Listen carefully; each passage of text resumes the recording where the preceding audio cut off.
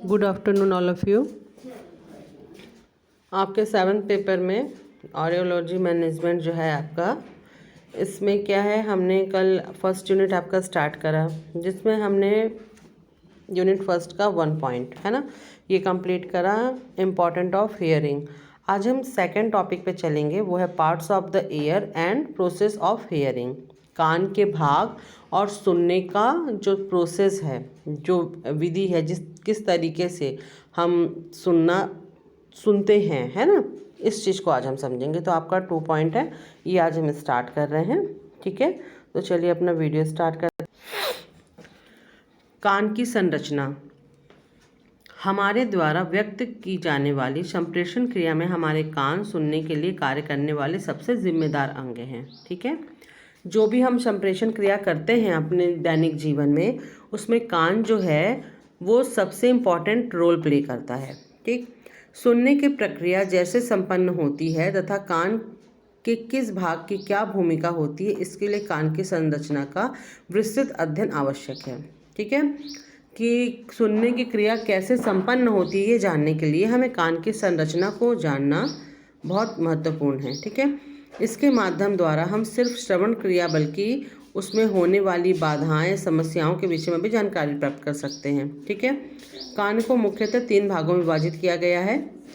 कान को 3 भागों में बांटा गया है। पहला है आपका बाहरी कान, दूसरा है मिडिल ईयर और तीसरा है अंदरूनी कान। ठीक है, बाहरी कान हमको दिखता है, मिडिल ईयर हमको दिखता नहीं है, मतलब तो हल्का फुल्का हम उसको देख सकते हैं, और इंटरनल जो है वो हमारा बहुत ही अंदर रहता है। ठीक है, अब हम इन तीनों पार्ट्स के बारे में बात करेंगे। ठीक, पहले हम इसको समझने के लिए यहाँ पर ना इसका एक डायग्राम देख लेते हैं कान का। ठीक है, ये कान का डायग्राम है, ये देखिए आप, ये है आपका पूरा कान। ठीक है, ये मध्य कर्ण कहाँ पर है, ये आपका आता है मध्य कर्ण। ठीक है, अब आप देखेंगे बाह्य कर्ण तो पूरा हो गया, ये जो पूरा यहाँ से जो आपको ये दिख रहा है, ये आपका बाहर का कान है, जिसको हम लोग जनरली देखते हैं।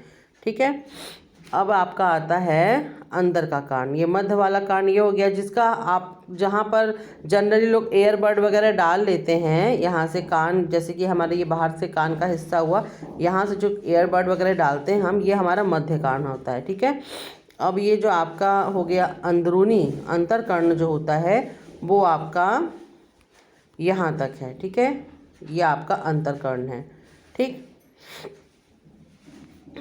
तो इसमें क्या हो, बाहर कर्ण में क्या होता है, हड्डियाँ होती हैं, कर्णपटल्स होते हैं, है ना, हैरिक्स होता है, कोंकना होता है और लेब्यूल होता है। ये हो गया आंतरिक स्वर्ण नली, ये यहाँ से जाती है आपके आंतरिक स्वर्ण नली। ठीक है, और ये आपका हो गया कान का पदार्थ, यहाँ पे तरल पदार्थ होते हैं। ठीक है, अब ये आपकी हड्डियाँ हो गई जो आपके मध्य भाग में होती हैं। कौन कौन सी हड्डियाँ हो गई, मेलियस, इनकस और एक और है आपकी हड्डी, कहाँ गई, मेलियस, इनकस और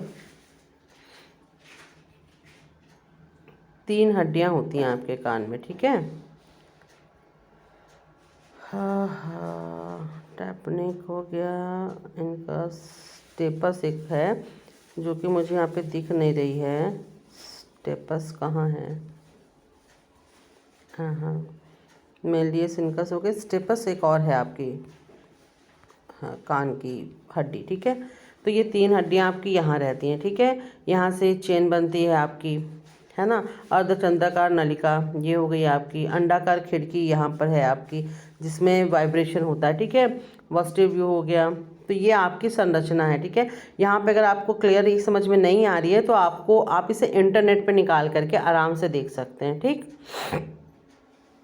तो अब यहाँ पर हम देखते हैं कर्णपटल। हम यहाँ पर आते हैं आपके बाहरी भाग पर। ठीक, तो हम बाहरी भाग के बारे में यहाँ पे देखें, कर्णपटल। ठीक है, फिर आता है बाह्य कर्ण नालिका, तीसरा आता है आपका कान का पर्दा। ठीक है, कर्णपटल क्या है ये, यह सिर एवं पंखे की भांति फैला हुआ होता है, सिर पर पंखे की भांति फैला हुआ होता है। जो ये कान हमारे बाहर निकले रहते हैं ना, इसको कहते हैं आर्थिक नुमा अर्थकीय नुमा भाग होता है। यह हल्के पीले रंग की तंतुओं से बना होता है। इसमें रोमयुक्त त्वचा से ढकी लचीला तंतभ्य उपास्थि पेशियां द्वारा स्वेच्छा से इसे हिलाया डुलाया जा सकता है। इसमें जो होती हैं ना उपास्थि होती हैं, कार्टिलेज से बना होता है ये, है ना, फ्लेक्सिबल होता है, कार्टिलेज और इलास्टिसिटी होती है इसमें। और ये हड्डी नहीं होती, कान का जो बाहर का होता है ये पूरी तरीके से हड्डी नहीं होती, कार्टिलेज होती हैं जो कि मोड़ी जा सकती हैं, अपनी इच्छा अनुसार हिलाई बढ़ाई जा सकती हैं। ठीक है, अब आता है आपका बाह्य कर्णनालिका। कर्णनालिका के भाग का आधा भाग से भीतर चौड़ाई की ओर फैली छोटी सी लगभग 24 मिमी, जिसके आगे का भाग 16 मिमी तथा पीछे का भाग जो होता है 8 मिमी की नलिका होती है, जो हमको यहाँ से दिखती है। ठीक है, कान का पर्दा, यह झिल्ली नुमा पर्दा जिसका व्यास 25 सेमी होता है, बाह्य कर्ण नलिका से जुड़ा होता है। यह हल्के पीले रंग का होता है। ठीक, ये हो गया कर्ण का भाग, ये आपका हो गया बाहरी हिस्सा। अब आपका आता है मध्य हिस्सा। तो बाहरी हिस्सा आपका कहाँ तक आएगा? बाहरी हिस्सा आपका इस पार्ट तक आएगा, यहाँ तक। ठीक, तो यहाँ तक आपका बाहरी हिस्सा आ जाता है। अब आप आते हैं मध्य भाग पर। कान का मध्य भाग कर्णपटल से भीतर से की ओर से भरी असममित गुहा के रूप में होता है, जिसे कर्ण गुहा कहते हैं। इसके चारों तरफ की अस्थि पर महीन श्लेमिशा गड़ी होती हैं। मनुष्य कान के मुख्यतः 4 महत्वपूर्ण अंग होते हैं, जिनके आपस में मिल जाने से मध्य कान की संरचना पूरी हो जाती है। मध्य कान की संरचना में कौन कौन से भाग आते हैं? 4 भाग आते हैं। कौन कौन से हो गया?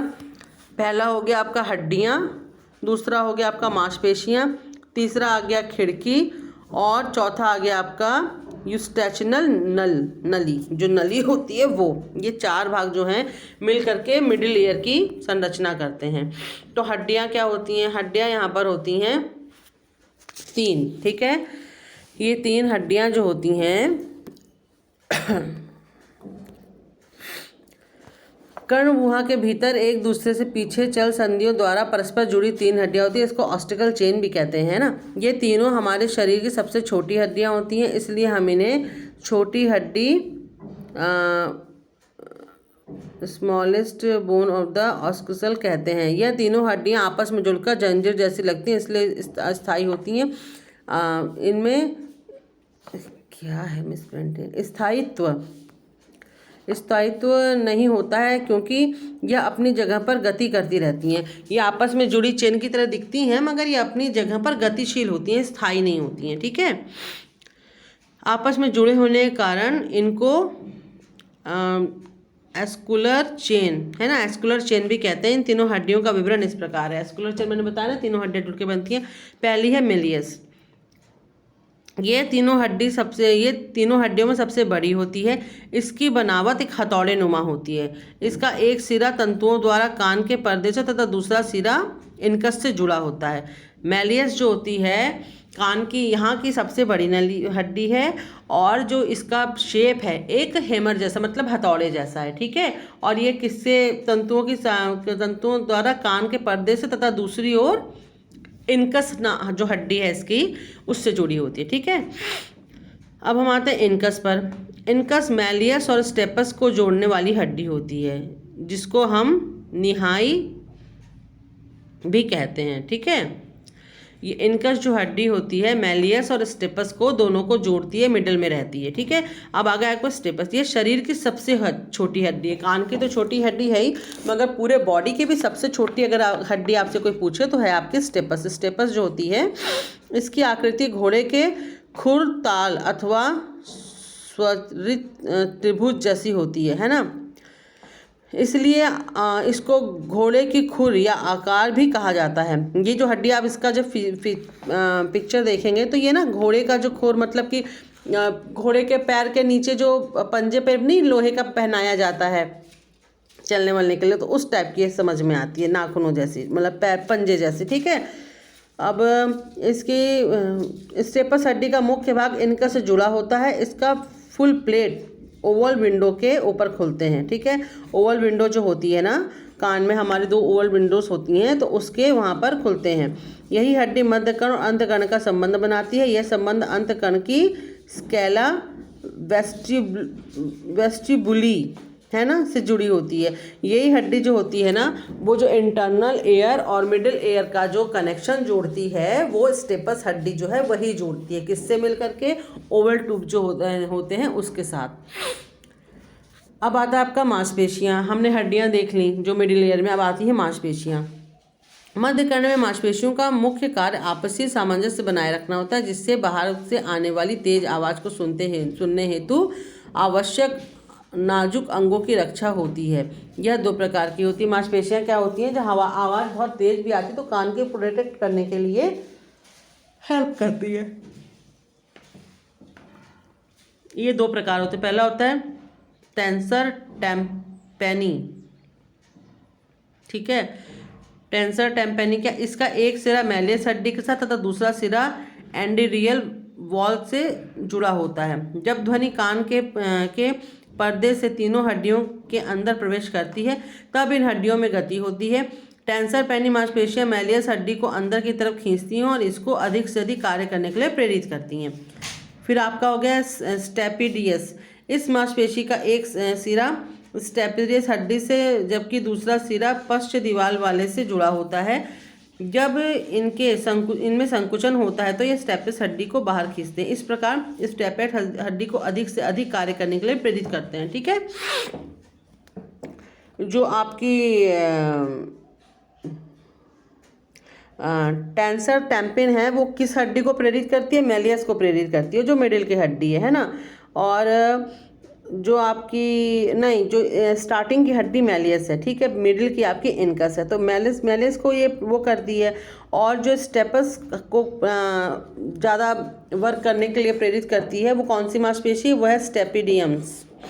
ठीक है, खिड़की क्या है?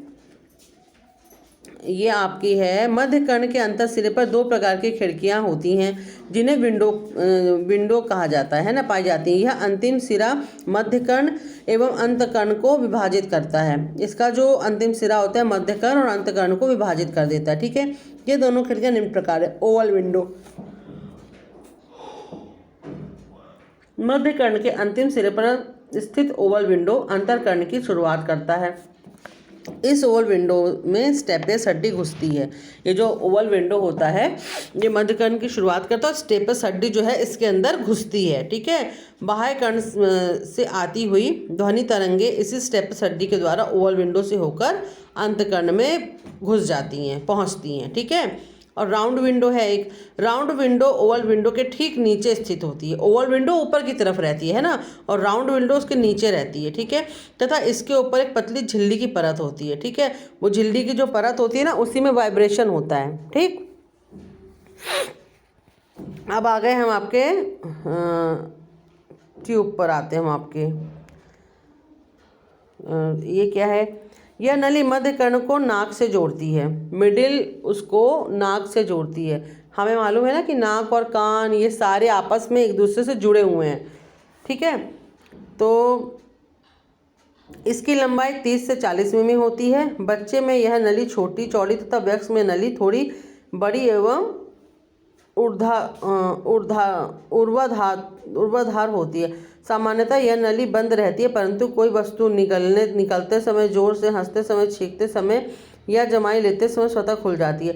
आपने देखा होगा कि जब आप जमाई लेते तो आपका कान भी इफेक्टिव होता है ना, या आप छींकते हैं तो कान में भी एक झंझनाहट आती है। तो वो कैसे होता है? क्योंकि वो नली सक्रिय होती है उस समय, जो कान को नाक से जोड़ती है। इस नली का कार्य मध्य कर्ण के अंदर वायु दाब को सामान्य अवस्था में बनाए रखना है। ठीक है, अंतःकर्ण क्या है ये आपका? अंतःकर्ण के अंदर 2 अंग पाए जाते हैं, जिनमें एक अंग का काम सुनना है, जिसे कॉक्लिया कहते हैं। दूसरे अंग का काम संतुलन बनाए रखना, जिसे वेस्टिब्यूल कहते हैं। इस वेस्टिब्यूल के अंतर्गत 3 प्रकार की नली पाई जाती हैं, जो मुख्य रूप से शरीर में संतुलन बनाए रखने के लिए कार्य करती हैं। ठीक है, जैसा कि मैंने आपको बताया था कि कान जो है शरीर को संतुलित भी रखता है। तो यही जो है वेस्टिब्यूल जो है ये बॉडी को नियंत्रित करने का काम करती है। कोक्लिया क्या करती है, हमारे पूरे कान का जो है सुनने का काम जो है वो कोक्लिया के द्वारा होता है। ठीक है, अब देखते हैं अंतःकरण को बोनी लेबरिंथ भी कहते हैं क्योंकि इसके अंदर बहुत सी नलियाँ उपस्थित होती हैं। कोक्लिया घोंघे के आकार का होता है जिसका 2-3 भाग मुड़ा होता है। अच्छा, इसकी मैं आपको एक पिक्चर दिखाती हूँ कोक्लिया की, कैसी पिक्चर्स है। देखिए ये जो है ना, ये है आपका कोक्लिया। ठीक है, इसको आप देखेंगे तो ये घोंघे जैसा आपको दिख रहा है ना। देखिए आप इसको गौर से देखेंगे तो ये आपको इतना पार्ट है कोक्लिया का जो कि घोंघे जैसा है। और ये आप वो जो नलिका की बात हो रही है वो ये है। ठीक है, यहाँ पर है वो। चलिए, तो हम कहाँ थे? हाँ, भाग मुड़ा होता है। कोक्लिया का आधा भाग चौड़ा होता है, ऊपरी सिरा पतला होता है। ओवर विंडो के कोक्लिया के अंदर स्केला वेस्टिब्यूली नली पाई जाती है तथा राउंड विंडो के पास स्केला टैम्पिन नली होती है। इन दोनों के अंदर द्रव भरा होता है। ठीक है, जिसे पेरिलिम्फ कहते हैं। ठीक है, अच्छा इसका कलर क्या होता है, कैसा होता है, अभी तक ये किसी ने समझ नहीं पाया, देख नहीं पाया है, लेकिन ये द्रव्य होता है। यही द्रव्य जो होता है कान को अच्छे ढंग से प्रोटेक्ट करता है। किससे? बाहर की गंदगी वंदगी इन सब चीज़ों से भी, है ना। कहाँ गए हम, कहाँ थे? पेरिफिल्म कहते हैं। स्टेना ट्यूब का स्केला टैम्पिन नली के बीच में एक और नली पाई जाती है जिसमें स्केला मीडिया कहते हैं।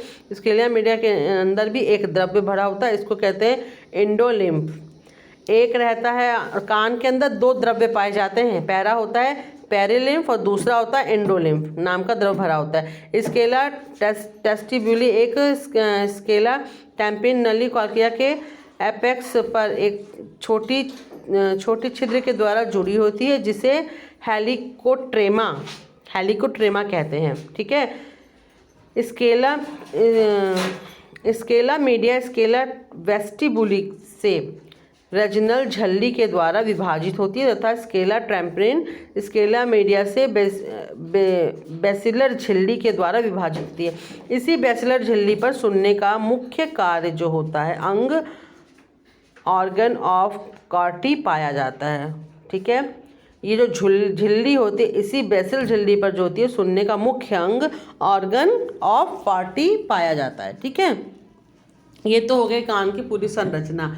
अगर आपको इसमें क्लियर समझ में नहीं आ रहा है तो आप इसको इंटरनेट पे सर्च करके देख सकते हैं, आपको इजीली सब समझ में आ जाएगा। अब देखते हैं हम सुनने की प्रक्रिया कैसे होती है, हम कैसे सुनते हैं। ठीक है, सुनने की प्रक्रिया विभिन्न अवस्थाओं से गुजरते हुए पूर्ण होती है। इसमें बाह्य कर्ण एवं अंतःकरण तीनों की महत्वपूर्ण भूमिका होती है। ये तीनों भाग श्रवण प्रक्रिया में निम्नलिखित रूप से भूमिका निभाते हैं। वो कैसे निभाते, चलिए देखते हैं। बाह्य कर्ण क्या करता है सुनने की प्रक्रिया में? बाह्य कर्ण वातावरण में उपस्थित विभिन्न आवाज़ों को इकट्ठा करने का कार्य करता है तथा इन आवाज़ों को कान के नली में भेजता है। ठीक है, ये जो हमारा पिन्ना होता है कान का वो 5000 से 6000 हर्ट्ज की आवृत्ति की आवाज़ों को अनुनाद की प्रक्रिया के कारण थोड़ा ऊंचा कर देता है। कान की नली का कार्य किसी बाह्य वस्तु को कान के अंदर जाने से रोकने का होता है तथा यह नली भी 2500 से 3000 हर्ट्ज की आवृत्ति की आवाज़ों को अनुनाद प्रक्रिया बढ़ा देती है। इसके बाद यह नली आवाज़ को कान के पर्दे तक स्थानांतरित कर देती है जिससे कान के पर्दे में कंपन उत्पन्न होता है। ठीक है, और बाह्य वातावरण से आई हुई आवाज़ एनर्जी में होती है। किस में होती है?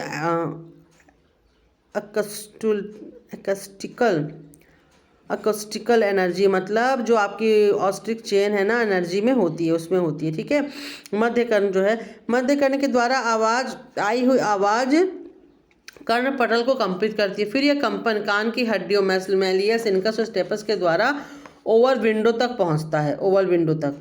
ठीक है, अब ओवल विंडो में पहुंचने के बाद क्या होता है? स्टेपस क्योंकि ओवल विंडो से जुड़ी होती है, उसके अंदर घुसी होती है, तो वहां तक वो पहुंच जाता है। हड्डियों में कंपनी की प्रक्रिया आवाज़ को यंत्रित ऊर्जा में बदल देती है। कंपन जो होता है वो आवाज़ को क्या करता है, यांत्रिक ऊर्जा में बदल देता है। मध्य कर्ण का कार्य आवाज़ को बाह्य कर्ण से अंतः कर्ण तक पहुंचाना है।